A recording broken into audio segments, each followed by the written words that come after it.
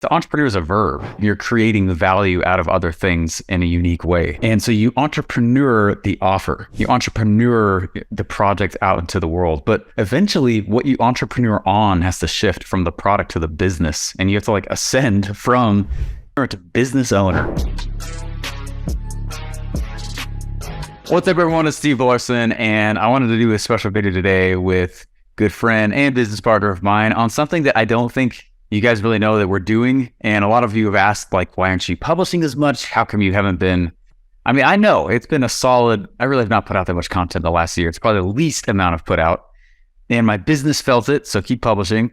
I'm not giving you license to do. I've also been going off and doing kind of a dream of mine for a long time. And frankly, started dabbling in it. And then Raleigh showed up. And you and I met. So welcome to the channel, to all of it. Thank you. Glad you're here. I wanted to bring on Raleigh here and kind of chat a little bit more about what we've been doing. What we've been chatting about and doing is M&A and mergers and acquisitions. And I remember, I'll just say, the first time I was in college when I realized that's what I wanted to do, was some aspect would be some sort of small business consulting, but then also buying and selling and fixing and flipping businesses, basically. And I had, like, the way you and I started doing business together seems so natural. I don't actually remember totally how it started. So anyway, for people who don't know you, could you just tell everyone kind of what you do? I started as a M&A lawyer in New York and in Dallas. I was working for big private equity firms, public companies. In law at big firms, you do a lot of mergers and acquisitions, and capital market work is kind of the same. So companies that are public, that are looking to do debt financings or equity financings, they usually use the same law group. So I was at the biggest M&A law firm in the world, it's a firm called Skadden Arps, worked in Times Square. I did that for a little bit less than a year. And you see enough closing statements and purchase and sale agreements for like $20 billion plus deals, and you're getting paid a number that's much, much smaller than that. And you're like, seems like I should be in these deals, not just advising these deals. And so I wanted to figure out a way to do it for myself. And so I quit practicing law and I bought an interest in a trampoline park in 2016. And then we did some acquisitions for escape rooms, axe throwing businesses, a couple of bars. We were in the family entertainment space. And I became the CEO of that in 2016, and then sold it for a little less than 30 million bucks in 2021. In that time, kind of in tandem with that, my wife was doing a digital product business, and she got connected into the kind of digital marketing, ClickFunnels, funnel world. And so we started going to some of those events, and it was so foreign to me. It was just so different than what my background was. And that's how I met you. And we, you helped us a ton in my wife's business, kind of using the power of funnels and what it can do to, customer acquisition processes. After I sold my business, I felt like there's this digital business world that the rest of the world isn't really privy to just yet. And so I thought it would be cool to start using M&A and kind of the OG principles that some of the richest people in the world do into this new kind of emerging market of courses, content, cash flowing businesses. And so that's what we've been doing. It's probably the most fun I've had in business in like probably 3 years, Yeah. And to watch the way that you structured, which I want to go through the deal that, I kind of did, most recently in a bit, but like to watch the way you structure it is like, what I think people look at me when I'm in full funnel flow, like the world disappears, man. It's pure focus. It's like I'm watching Einstein just like piece things together out of the thin air. It was the coolest thing to watch because you see one version of it on Shark Tank, and unless you've been around it, you don't really know how that whole world works. And I think my world, from internet marketing land and world, we don't really talk about this much. We don't think about enterprise value very much. My first real experience in it was when I was going through my divorce, and they were evaluating my business, and I was crossing, I told you this is one of the stories you and I bonded over, I remember, because I was like, I was crossing 8 million in sales, but my company was only valued at $500,000. Right. And which was kind of a gut punch. And I was like, oh my gosh. He said, Steven, he said, Mr. Larsen, you have no recurring revenue and you are the business. And I was like, crap, I don't have a business. I have like a really clever promotion that's been going on for years. Sure. And then I started seeing what causes value. Enter Raleigh.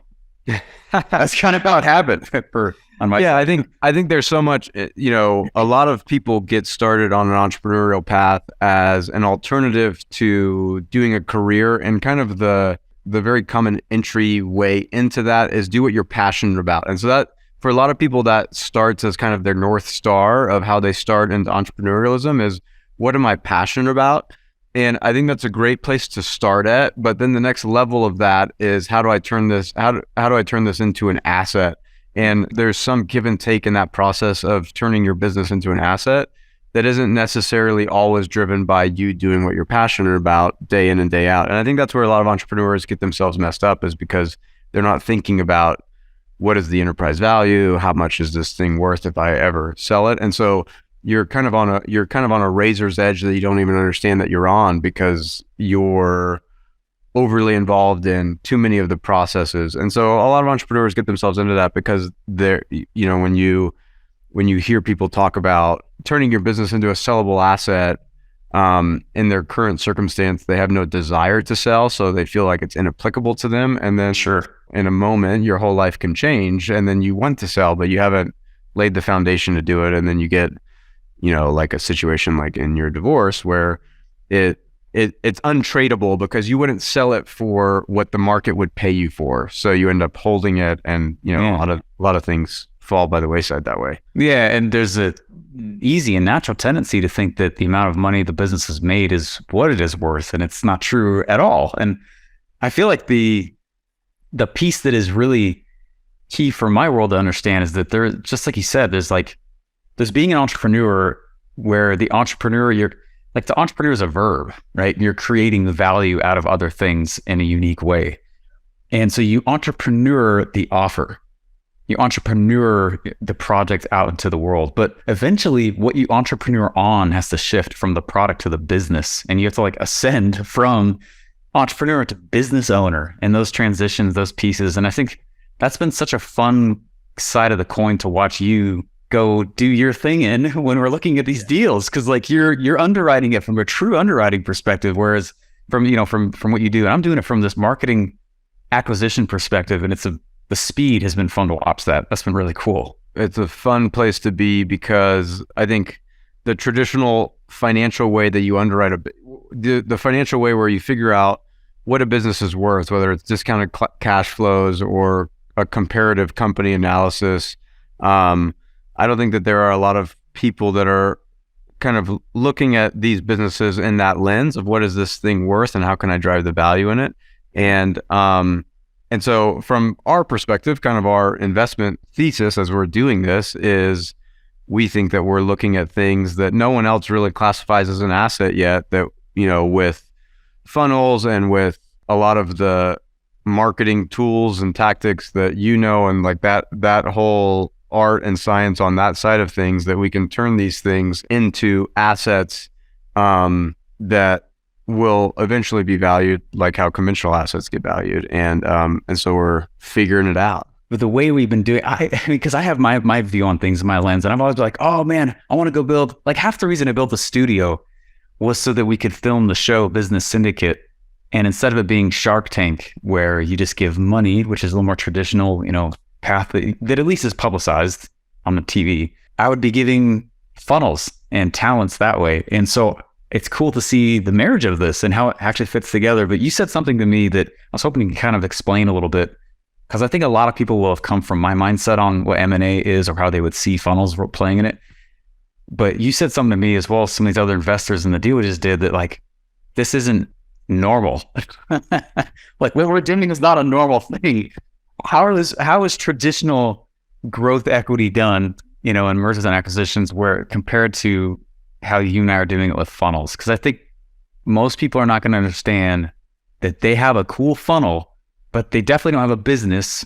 But there's a neat place we could all help each other here. One of the things you learn very quickly when you're doing M&A deals, and I had the ability to advise as a lawyer And then, especially in public company deals, you can kind of see how the transaction plays out over time and whether it made money or it didn't make money. Most of the time, when you're looking at a traditional M&A deal, you almost never assume it.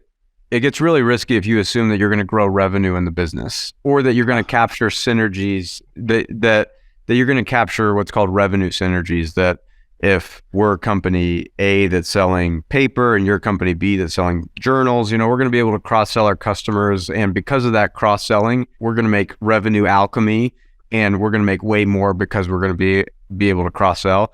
You can almost never price that into a deal. It's almost always a beginner mistake to assume that you're going to really drive revenue in a big way conventionally. So you almost always price acquisitions looking at it of how we're going to do cost synergies, how we're going to save costs, how we're going to, cut people and really simplify the business from a cost standpoint.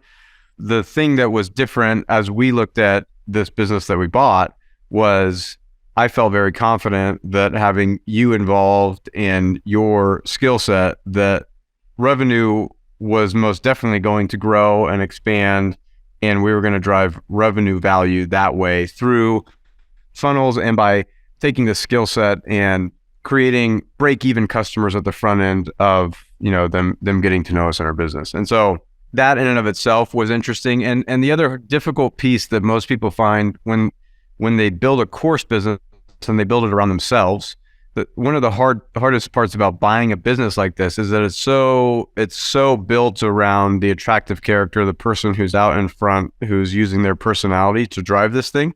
And so the way that we structured it, where we kept the attractive character in the business and, made sure that she had a massively substantial piece for a second transaction that we'll do later on down the road, while also having enough equity in the business. We bought 2/3 of the business. And she kept 1/3 of the business. And so keeping her massively financially incentivized while also giving us enough of the business that it's incentivizing for us, I think that is a structure that I think we'll use more and more. And I think people will copy that eventually and use that as a structure to try to get exposure to these type of businesses. That's what he said. It was, he said, hey, if I had you, I'd say yes to deals that otherwise I would have to say no to. And it's because of what you're talking about, right? That the revenue growth piece. I think the part that's been so fun for me is I've been using the same formula that I've created, over the last 5-6 years and really perfected. And Raleigh's had to coach me like crazy on some of these pieces. The first time we ever met with the person that we acquired, it was very obvious that I was coaching her rather than pretending like she's a client. And this has been a weird mentality shift for me that as owners of the business, we will do this instead of, you should probably go do that. That's been fun. Yeah. Yeah. And I've had to learn this as well. My whole goal is to own 50 of these, right? And so one of the hardest pieces, even if all of the financials work out and it's in a market that feels like it's hard to, it's in a market that has a moat around it, and you have an attractive character in there that seems like they're going to be massively involved. One of the important things is, I've learned that if you set the incentives correctly, if everyone's properly incentivized, working towards the same goal, and there's not perverse incentives where heads I win, tails you lose type of thing amongst the partnership and the passive partners and the owner, that you can grow a really big business and you can grow multiple big businesses at the same time. And so it's important as we look at these, right, that we find businesses that don't require us to come in and take up every piece of the org chart in order for it to get going the right way. A lot of people, when they're in the M&A world, is they make the mistake by going after the cheapest assets possible, right? They want something that's distressed and they want something that's trending the wrong way because they can get it on the cheap. And the exchange that you make for a cheap deal like that is you're going to spend a massive amount of your time trying to reverse the momentum in the business and get it right-sized and moving in the right direction. And so it's going to be hard to find deals that all the boxes get checked so perfectly. Yeah. This one, this deal like that. This is like a home run out of the park deal.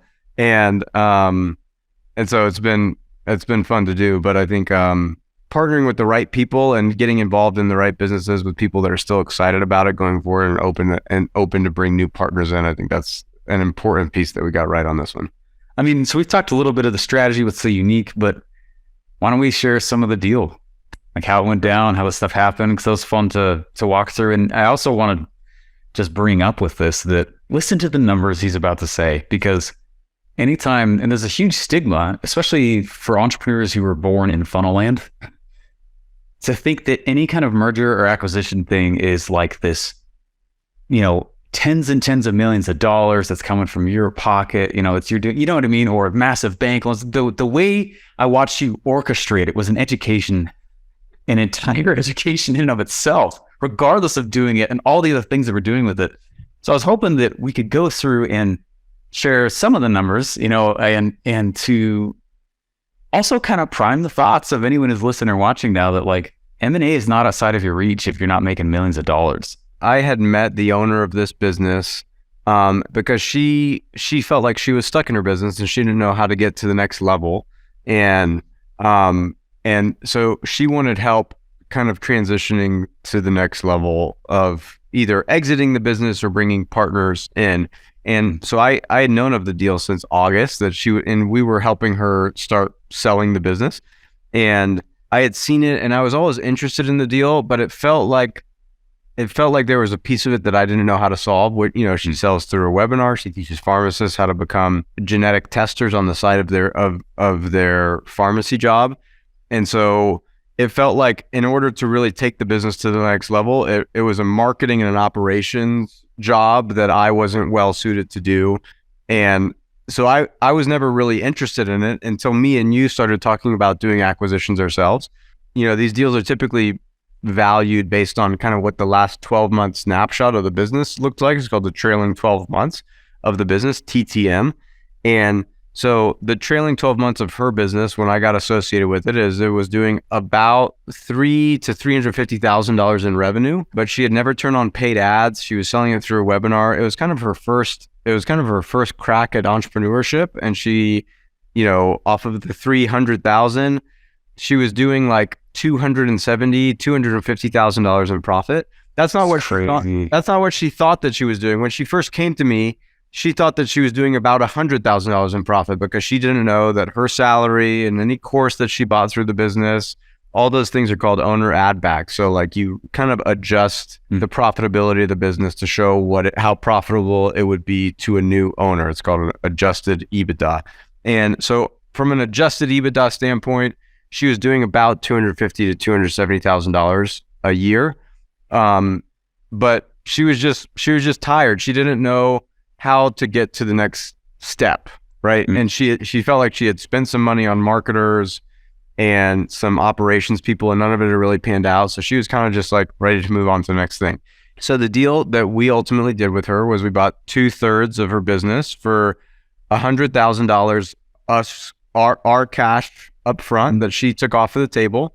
There was $100,000 of operating cash that was in the business. She took 90 of that herself. So she made $190,000 that she took off the table. Me and you put in an additional $30,000 into the operating account of the new company. It's called NewCo.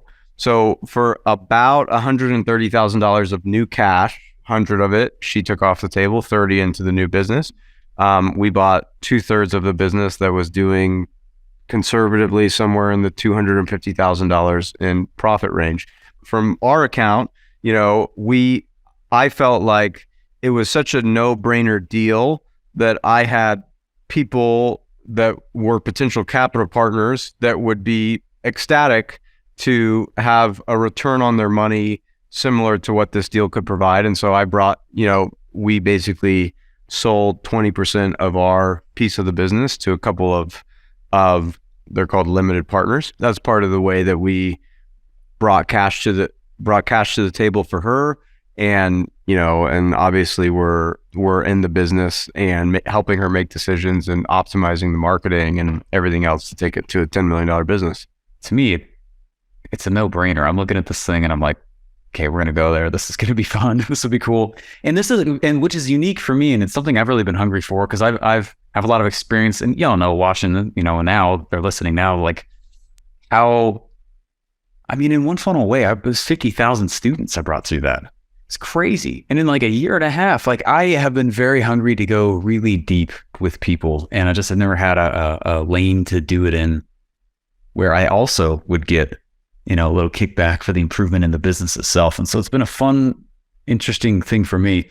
I want you to also take note of how, we're not talking millions of dollars here.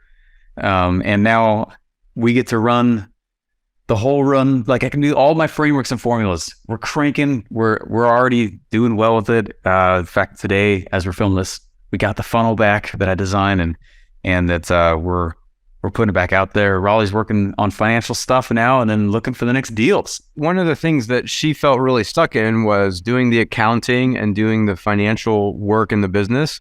And so I think a lot of times people think, like you said, that in order to acquire something, it's going to be millions of dollars. And I think also a lot of times people think that an acquisition is like you're taking somebody's business from them. It's like confiscatory, when really it was much more it's always been a collaborative process with this person, because she felt stuck and she felt like she knew that there was potential in the business that she was all alone and trying to harvest and shepherd to.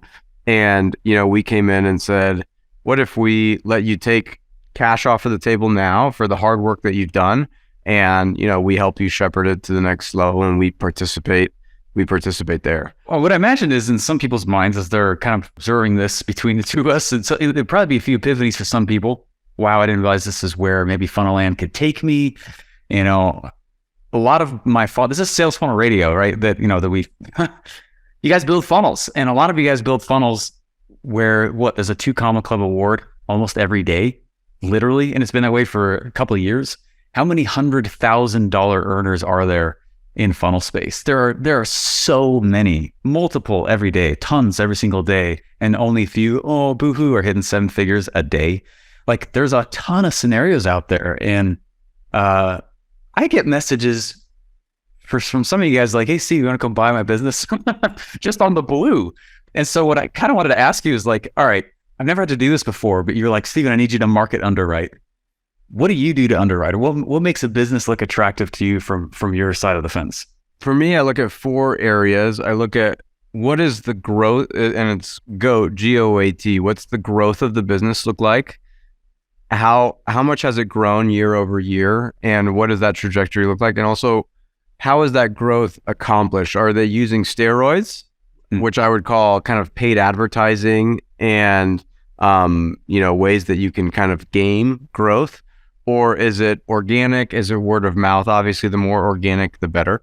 Operations is O. What do the operations of the business look like? Is it tight? How involved is the owner in the operations of the business? The accounting of the business, how is it accounted for? Do they run a tight ship, tight books? How do the books look in the business, basically?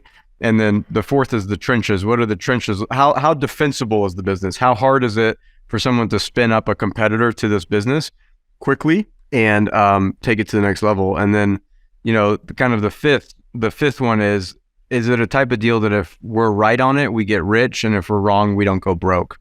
That if we really hit this properly, based on the size of the business and what we think it could grow to, will it be substantial for us? And then if we're wrong about everything, will it put anyone in a financial position that really screws them?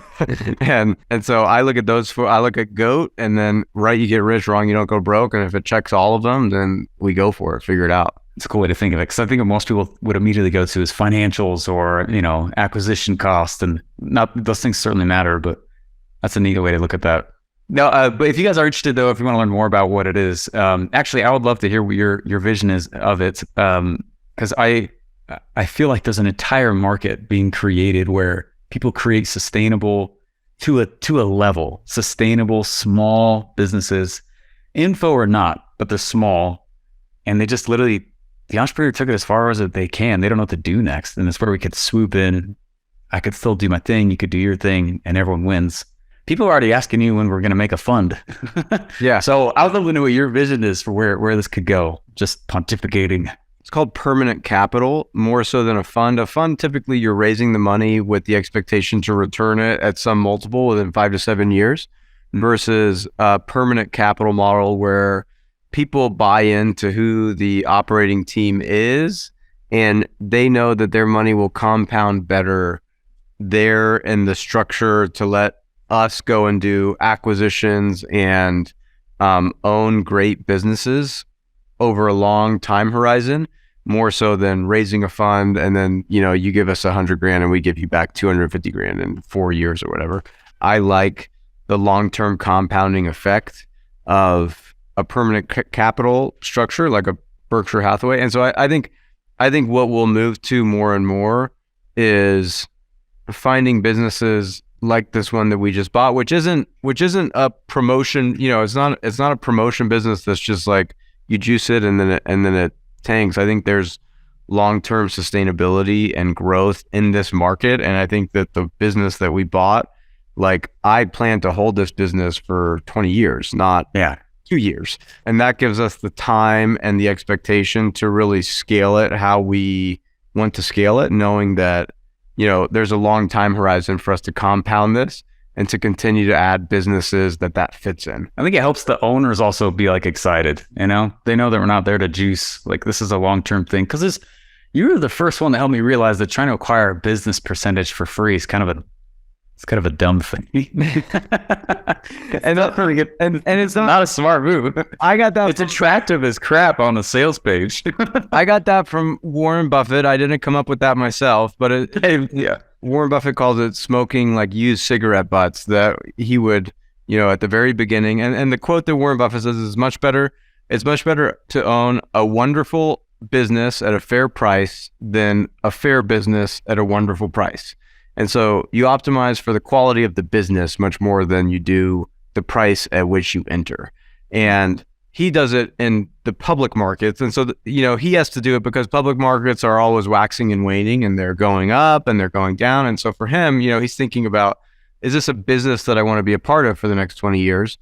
And is it run by somebody that I like, that I want to, live a fair portion of my life with? And I think the longer time horizon you give yourself for an investment and for a return, the chances that you win on a long enough time horizon are really good. People get themselves into trouble because they say, well, I got this for free. Sure, I hate working with this person, but like, I got it for free, and like, hopefully I can like flip a profit in 6 months. And if you're at the beginning stages of the game, that may be a game that you have to play. But when you get any sort of success and like stability in your life, and you don't have to play that game anymore, I don't think it's a game that's worth playing, because there's so many losers in that game versus a long time horizon game with great quality assets run by great operators that, have a long-term view towards how they want to build it into the future. Because you had to rip me from that.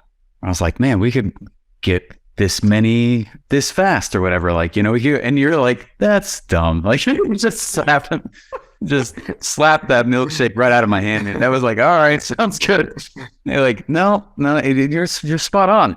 And I was so, there's other influencers in the space who shall not be named until future episodes where we gain the gumption, that go out and push like this whole acquire businesses for nothing. And there's a lot of people that do it.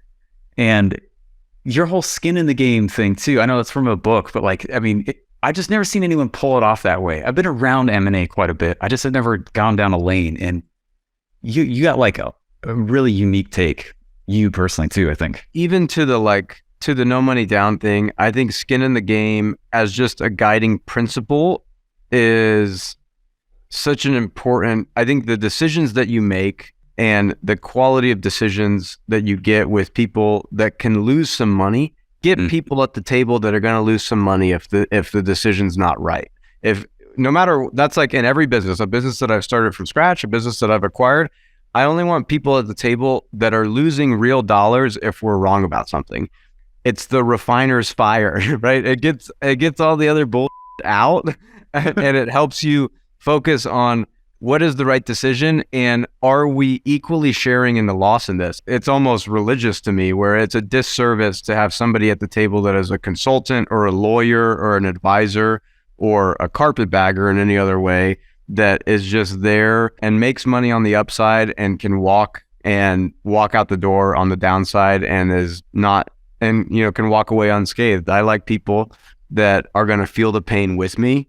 And those people deserve to feel the success with me too. I've learned that from running my trampoline park business, and to the extent possible, anytime that I can, I just think I think decisions are better made. I know in the investments that I've done, I've gotten equity in investments for free before.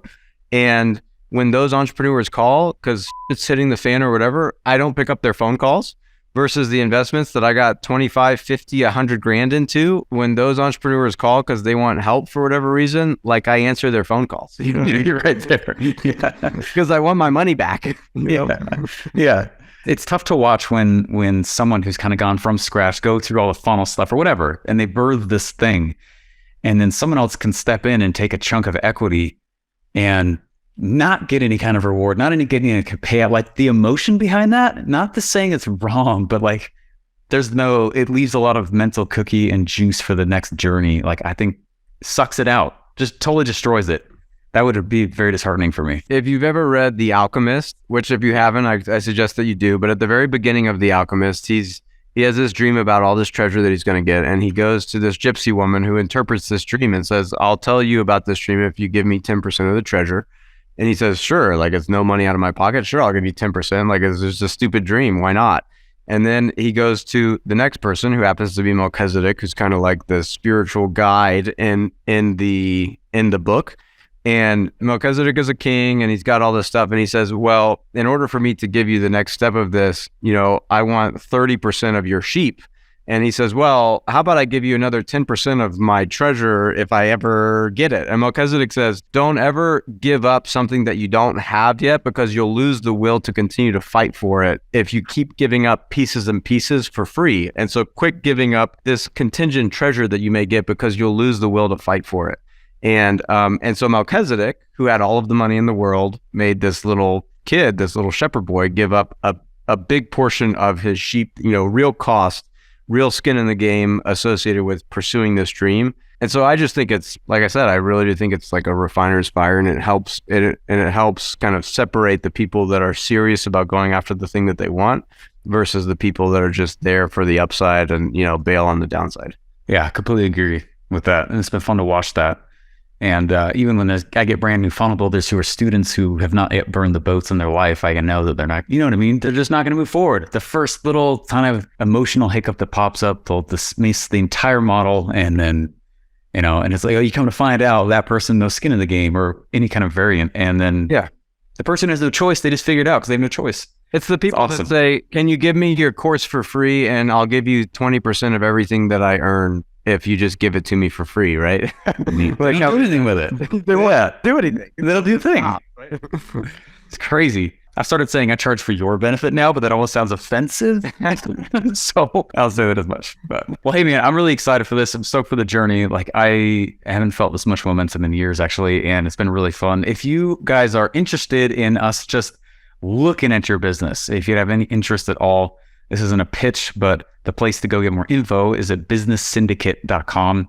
And it's just a simple form there to fill out, and no pressure, nothing like that. We won't buy you if you're not great anyway. So no pressure at all, but that's what we've been up to, and excited to share more lessons and stuff on the way.